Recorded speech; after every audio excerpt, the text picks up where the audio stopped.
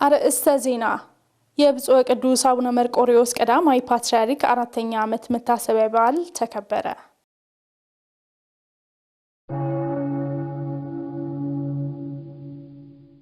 ብፁዕ ቅዱስ አቡነ ማትያስ ከግል አስተሳሰብና ፍላጎት በጸዳ ሁኔታ ምዕመናንን በሃይማኖትና በስነ ምግባር እንጠብቅ ሲሉ አሳሰቡ።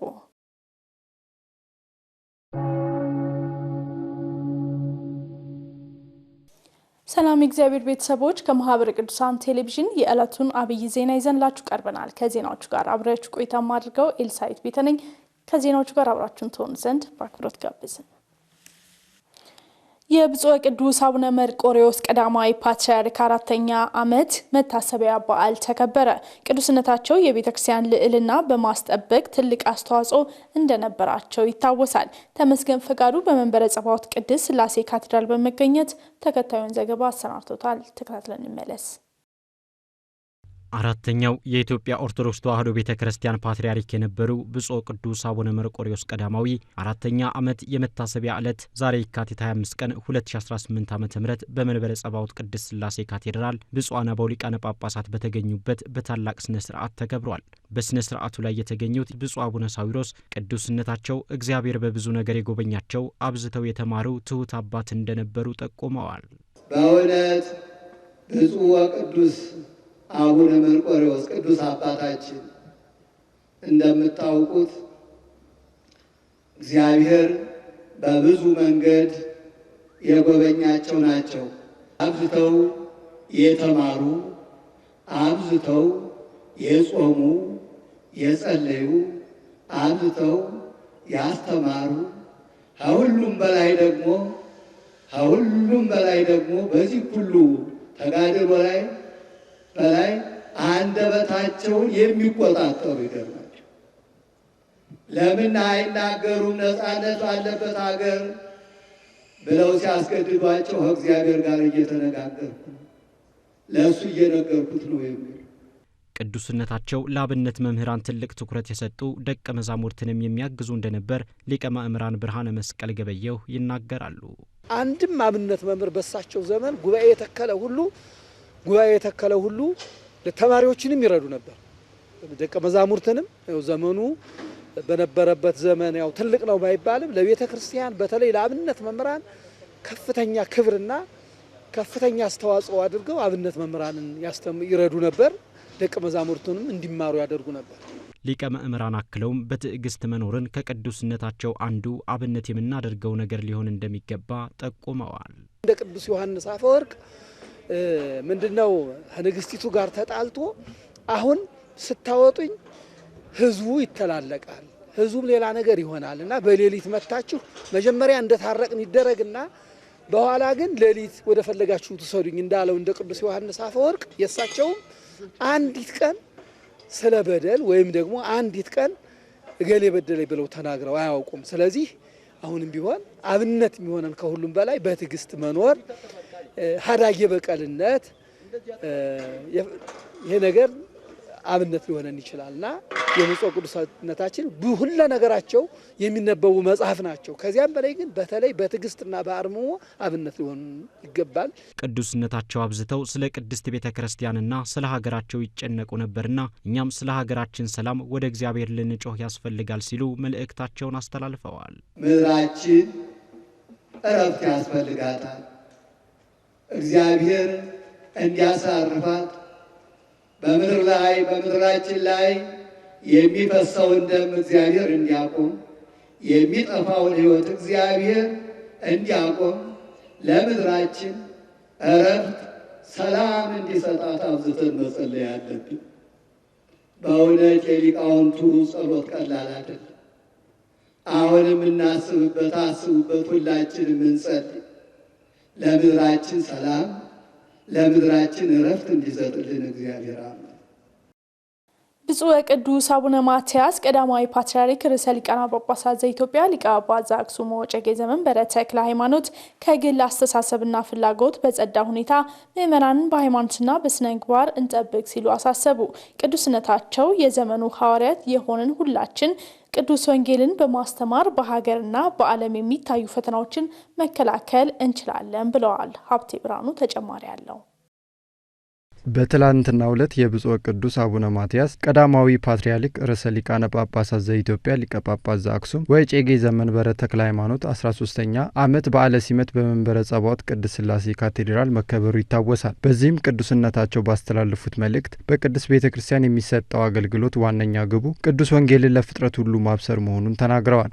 በቤተ ክርስቲያናችን ብዙ የአገልግሎት ዘርፎች ቢኖሩም መዳረሻቸው ቃለ ወንጌልን ለፍጥረት ሁሉ ማብሰር ነው። የክህነት አገልግሎታችን በተመለከተም መደበለት ቦታ ላይ ያለ መሆኑን መመዘን ያለበትም በዚህ መለኪያ ነው። ዛሬ የምናከብረው በዓለ ሲመትም ይህን ተልእኮ ማዕከል ያደረገ ነው። ለእግዚአብሔር ክብርና ለሰው ልጆች ደህንነት መከበር ራሳችንን መካድ አለብን ያሉት ብፁዕ ቅዱስ አቡነ ማትያስ በየጊዜው እየታዩ ላሉ ችግሮች መቀረፍ ንጹህ ልቦና ሊኖረን ይገባል ብለዋል። የዘመናችን ሐዋርያት የሆን ሁላችን ቃለ ወንጌልን በትክክል ለሕዝቡ እንዲደርስ ማድረግ ይጠበቅብናል። እሱን በአግባቡ ማስተላለፍ ከቻል ማህበረሰባችንን ከልዩ ልዩ ፈተናዎች መታደግ እንችላለን። ከዚህም ጋር በሀገራችንም ሆነ በዓለማችን በየጊዜው ብቅ ጥልቅ የሚሉ ፈተናዎችን ለመከላከል በንጹህ ልቡና በትሁት ሰብእና ሆነን ወደ እግዚአብሔር እንጸልይ። እንደዚሁም ከግል ፍላጎትና አስተሳሰብ በነጻ ሁናቴ ቃለ ወንጌልን በማስተማር ህዝቦቹን በሃይማኖትና በስነ ምግባር እንጠብቅ። ቅዱስነታቸው በሰጡት ማሳሰቢያ ለተሰጠን ሐዋርያዊ ተልእኮ ውጤታማነት ከፍላጎት በተላቀቀ ሁኔታ ምዕመናንን በሃይማኖትና በስነ ምግባር እንጠብቅ ሲሉ ገልጸዋል። በመጨረሻም ቤተ ክርስቲያናችን የጣለችበትን ከፍተኛ ኃላፊነት ተገንዝበን የእግዚአብሔር ሰራዊት የሆኑትን ምዕመናንና እግዚአብሔርን በቅንነት እናገልግል በማለት አባታዊ መልእክታችንን እናስተላልፋለን። በተመረጡ አህጉረ ስብከቶች የስብከተ ወንጌል ስምሪት ሊካሄድ መሆኑ ተገለጸ። ስምሪቱ ከየካቲት 26 ቀን ጀምሮ ትኩረት በሚያስፈልጋቸው አካባቢዎች እንደሚካሄድ ነው የተገለጸው። ዲያቆን ኤርሚያስ ደባሱ ተከታዩን ዘገባ አሰናድቷል። በኢትዮጵያ ኦርቶዶክስ ተዋሕዶ ቤተክርስቲያን ጠቅላይ ቤተ ክህነት የስብከተ ወንጌልና ሐዋርያዊ አገልግሎት መምሪያ አዘጋጅነት ከየካቲት 26 ቀን ጀምሮ የስብከተ ወንጌል ስምሪት ሊካሄድ መሆኑን የመምሪያው ኃላፊ ገልጸዋል። በመምህራን እጥረት፣ በአገልጋዮች እጥረት ችግር ላይ ያሉ አህጉረ ስብከቶች አሉ። ከዚህ አንጻር እነኚህን ቦታዎች የግድ በተለየ ሁኔታ ልንደርስላቸው የሚገባ ጉዳይ ነው። በሌላው መልኩ ደግሞ በሌላ እምነት ተጽዕኖ ስር ያሉ አህጉረ ስብከቶች አሉ። በዛም ላይ ደግሞ እንደገና በቤተ ክርስቲያኒቷ አስተምሮ ዙሪያ ላይ ተገቢ ያልሆነ መረጃ ኖሯቸው ቤተ ክርስቲያኒቷን የሚያዩበትና የሚመለከቱበት የተዛባ አመለካከት ያላቸውም ወገኖች አሉ። እነዛን መሰረት ያደረገ ልዩ የሆኑ የተመረጡ አህጉረ ስብከቶችን በመምረጥ በዛ ቦታ ላይ የሚከናወን መርሃ ግብር ነው። 32 አህጉረ ስብከቶች ላይ ትኩረቱን ያደረገው ስምሪቱ የሚካሄደው ለመጀመሪያ ጊዜ ሲሆን የስብከተ ወንጌል አገልግሎቱን በማሳለጥ ያላመኑትን ለማሳመንና ያመኑትንም ለማጽናት ያለመ መሆኑም ተገልጿል። ቀጣይነቱ እንደ እግዚአብሔር ፈቃድ አስፈላጊነቱ ከታመነበትና ውጤት የሚያመጣ ጉዳይ ከሆነ ይሄ ተግባር በአመት 2 ጊዜ ለማከናወን ነው በቀጣይ ጊዜ የምናስበው በበጀታችን መሰረት አድርገን ማለት ነው። ቀጣይ በጀት አመት ላይ በመናቀደው እቅድ በጀታችንን አጸድቀን በቀጣይ በጀት አመት ቀጣይነት እንዲኖረውና ጥልቅና የተሻለ ስራ ለመፈጸም የምናደርገው መርሃ ግብር ነው።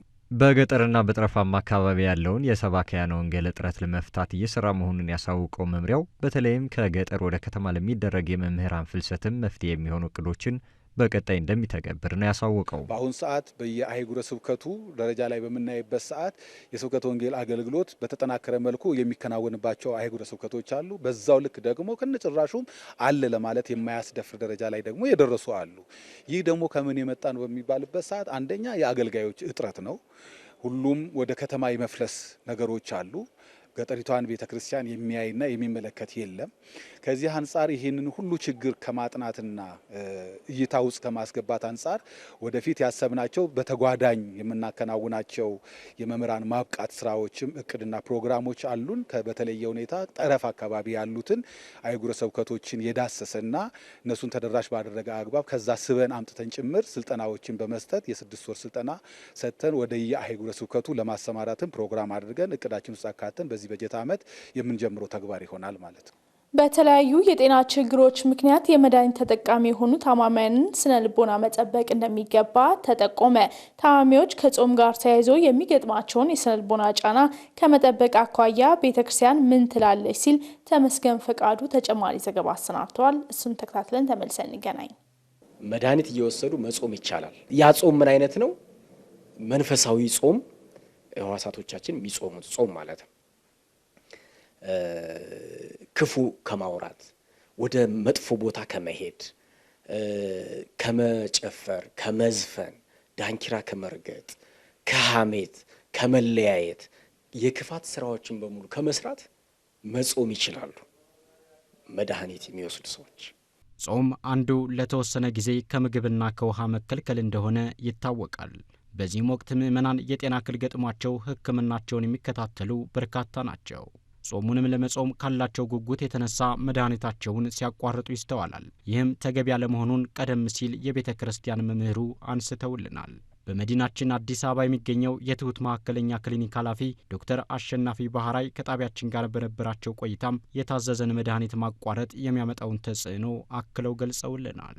የሱካር መድኃኒት ሳይወሰድ ልጹም ቢል አንድ ሰው መድኃኒቱ በባዶ ሆድ ወይም ቢወሰድ የሱካር መጠኑ ከ70 ሚሊግራም ፐር ዲሲሊትር በታች ከሆነ ያ ሰውዬ ሃይፐርግላይሴሚያ ይወድቃል ወይም ደግሞ ራሱን ይስታል ማለት ነው። ኦር ደግሞ በሌላ መልኩ ወደ ላይ ከወጣ የሱካር መጠኑ ከፍታለ ከ300 ሚሊግራም ፐር ዲሲሊትር በላይ ከሆነ ኮማ ውስጥ ይገባል ወይም ደግሞ ሃይፐርግላይሴሚያ ይገባል ማለት ነው። ራሱን ይስታል፣ ለሞትም ይዳረጋል። ስለዚህ ይህ መደረግ የለበትም፣ መቋረጥ የለበትም። በሌላ መልኩ የልብ ታካሚዎችን ወይም ደግሞ የግፊት ታማሚዎችን ስናይ ጾሙን አቋርጣለሁ መድኃኒቱን አቋርጣለሁ ጾሜን እጾማለሁ ቢሉ የልብ ምት መዛባት፣ መንቀጥቀጥ፣ መውደቅ፣ ስትሮክ ያጋጥማቸዋል። ስለዚህ ይህ መድኃኒት አይቋረጥ። ሌላ ደግሞ የአእምሮ ታማሚ በሽተኞች እነሱም መድኃኒቱን ሊያቋርጥ ቢሉ ያ የስነ አእምሮ ታካሚ ራሱንም ይጎዳል፣ ሌላም ሰው ሊጎዳ ይችላል፣ አደጋም ላይ ይወድቃል። እንዲሁም ኢፒሌፕሲ የሚጥል በሽታን ብንወስድ ከአመት እስከ አመት አይቋረጥም። ተቋረጠ ማለት እሳት አደጋ ላይ ወይም ደግሞ መኪና አደጋ ላይ መጥፎ ቦታ ላይ ሊወድቅ ይችላል፣ ራሱን ህብረተሰብ ይጎዳል። ስለዚህ እንደዚህ ያሉ የጨጓራ በሽታ ታማሚዎችን ብናይም እነሱ ለምሳሌ ከጨጓራ ግድግዳ ላይ የሚመነጩ ደሞች ወይም ደግሞ አሲዶች የበለጠ ሰውየውን ለበለጠ ተሻጋሪ በሽታ ወይም ደግሞ እስከ ሞት የሚያደርስ ስለሚመጣ እነሱም አይቋረጥም። የኤችአይቪም ታካሚ እንደዚያው ነው። ምክንያቱም መድኃኒቱን በተውት ቁጥር ባቋረጡት ቁጥር የበሽታው ሬዚስታንስ ይጨምራል፣ መድኃኒቱን ይለማመደዋል። የቲቢም እንደዚያው። ስለዚህ ማንኛውም መድኃኒት ሊቋረጥ አይችልም፣ ግዴታ ነው፣ መቀጠል አለበት። ምእመናን ባጋጠማቸው ህመም ምክንያት እግዚአብሔርን ሲያማርሩ ይስተዋላል። ይህም ተገቢነት የጎደለው መሆኑንና ስነ ልቦናቸውን በመጠበቅ ረገድ ልንሰራ ይገባል ብለዋል። በዚህ ወቅት መምህራነ ወንጌል ከስነ ልቦና ግንባታ አንጻር ብዙ ይቀራል። ምክንያቱም ምእመናን ራሳቸው ይወቀሱ ስለሆነ በጣም ልናስተምር ይገባል። ማለት የመጀመሪያውን ጾም በመንገር መጀመሪያ ከክፋት እንዲርቁ በማድረግ ጤናቸው ደግሞ የታመሙት ልዩ ስለሆኑ ኃጢአተኛ ስለሆኑ ሊቀጡ ስለሆኑ አይደለም፣ እግዚአብሔር ስለፈቀደ ወይም ደግሞ ለትምህርት ስለሆነ ወይም ለበረከት ስለሆነ ከዚህም አንጻር መተርጎም አለበት። በዚህ ወቅትም ከጤና ባለሙያቸውና ከካህናት ጋር መነጋገር ያስፈልጋል በማለት መልእክታቸውን አስተላልፈዋል። ጾሙን ከሐኪማቸው ጋር በመመካከር መድኃኒቱን ሽፍት ማድረግ ይችላል። አብዛኞቹ የደም ግፊት ወይም ደግሞ የኤችአይቪ መድኃኒቶች በቀን አንድ ጊዜ ነው የሚሰጡት። በዚያ ዙሪያ ግን ሰዓቱን መቀየር ይችላል እንጂ መቋረጥ ፈጽሞ አይታሰብም፣ ስህተትም ነው። በመድኃኒቱም ላይ አድሮ ማን ነው የሚፈውሳቸው? እግዚአብሔር ነው የሚፈውሳቸው። በጸበሉ ላይ አድሮ የሚፈውሳቸው ማን ነው? እግዚአብሔር ነው። በመርፌው ላይ አድሮ የሚፈውሳቸው ማን ነው? እግዚአብሔር ነው። ስለዚህ ባለመጾማቸው ምንም ሊሰማቸው አይገባም። እግዚአብሔር ሲያዘጋጅ፣ እግዚአብሔር ሲፈቅድ ይጾማሉ። ማድረግ የምችለው ምንድነው ነው? ማድረግ ስለማልችለው ሳይሆን በቃ እኔ መድኃኒት አቋርጬ ጾማለሁ ብለን ሌላ በጤናችን ላይ ሌላ ችግር ደግሞ ማምጣት የለብንም። እግዚአብሔር መፈታተንም የለብንም። ተመልካቾቻችን ለዕለቱ የያዝነው ዜና በመቀጠል ላይ ይገኛል። በገጠራማ አካባቢዎች የስብከተ ወንጌል አገልግሎት ለማስፋፋት እየሰራ እንደሚገኝ የምስራቅ ሐረርጌ ሀገረ ስብከት አስታወቀ። ይህንንም ለማሳካት ሀገረ ስብከቱ ከማህበረ ቅዱሳን ጋር በትብብር እየሰራ መሆኑን ገልጿል። ባልደረባችን ሀብቴ ብርሃኑ ከሀገረ ስብከቱ ከሚመለከታቸው ባለድርሻ አካላት ጋር ያደረገውን የስልክ ቆይታ ተከታትለን እንመለስ። የምስራቅ ሐረርጌ ሀገረ ስብከት ባሉት ወረዳ ቤተ ክህነት ውስጥ በሚገኙት የገጠሪቱ አብያተ ክርስቲያናት የስብከተ ወንጌል አገልግሎትን ለማስፋፋት ተግባራትን እያከናወነ ይገኛል። በዚህ መሰረት በጉዳዩ ዙሪያ ከጣቢያችን ጋር ቆይታ ያደረጉት ሊቀ መምህራን ኃይለ መለኮት ግርማ የሀገረ ስብከቱ የስብከተ ወንጌል ክፍል ኃላፊ ርዕሰ ከተማውን ጨምሮ በገጠራማ አካባቢ በእቅዱ መሰረት የስብከተ ወንጌል አገልግሎት እየተሰጠ ነው ብለዋል። ከርዕሰ ከተማው ጀምሮ እስከ ወረዳዎች ያሉት አድባራትና ገዳማት ዓመታዊ እቅድ አላቸው። በዚያ ነው የስብከተ ወንጌሉን ስራ የሚፈጽሙት። በሐረር ዙሪያ ወረዳ ርዕሰ ከተማውን ጀምሮ በሜታና ወርጎቱ ወረዳ አብዛኛው የራሳቸው እቅድ አላቸው። ጠቅላይ ቤተ ክህነት የሰጠን እንትን አለ። በዚያ መሰረት የሁሉም እቅድ አላቸው። በዚያ መሰረት ጉባኤዎች ይደረጋሉ ማለት ነው። እየተደረገ ነው ያለ። በተለይም በገጠራማ አካባቢዎች ከስብከተ ወንጌል አሰጣጥ ጋር ተግዳሮቶች ቢኖሩም በሀገረ ስብከቱ ከሚገኘው የማህበረ ቅዱሳን መዋቅር ጋር እየሰራ እንደሚገኝ አንስተዋል። በገጠር የሚገኙ ምዕመናን ከቤተ ክርስቲያን በርቀትና በተበታተነ መልኩ